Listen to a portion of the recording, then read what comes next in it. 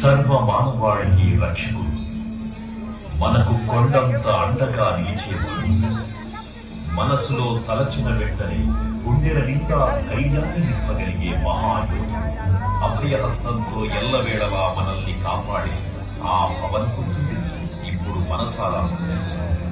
శ్రీ పంచముఖ ఆంజనేయ స్వామిగా అవతారమెత్తిన కథ దృశ్య రూపంలో తిలకిద్దాం రండి.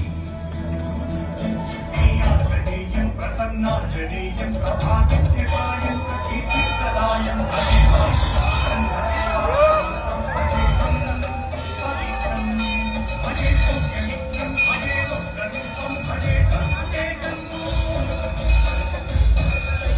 అది రామాయణ మహాయుద్ధం భీకరంగా సాగుతున్న తరుణం శ్రీరామచంద్రుని సారథ్యంలో వానర సైన్యంతో విజృంభిస్తూ లక్ష్మణ స్వామి తనతో పోరాటం చేస్తున్న రావణుడి కుమారుడు ఇంద్రజిత్ తలని బాణంతో ఒక్క వేటుతో వేరు చేశాడు.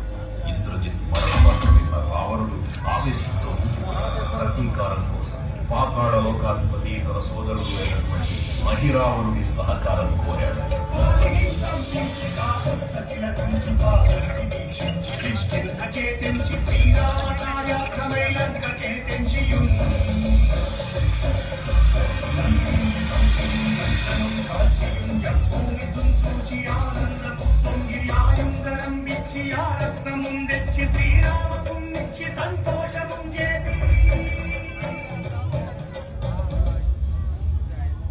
తన ప్రభువులను కాపాడుకోవడానికి వాయువేగంలో పాతాళ లోకానికి చేరుకున్న ఆంజనేయ స్వామి సగం మొసలి సగం వానరు రూపంలో ఉన్న వింత జీవి ముఖద్వారం వద్ద కాపలా కాస్తూ కనిపిస్తుంది.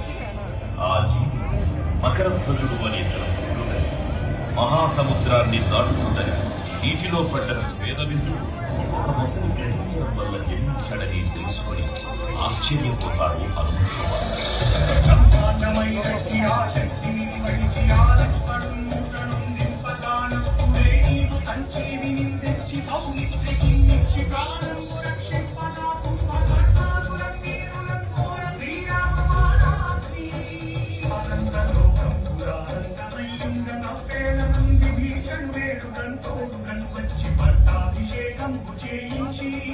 సీతామహాదేవి శ్రీరామ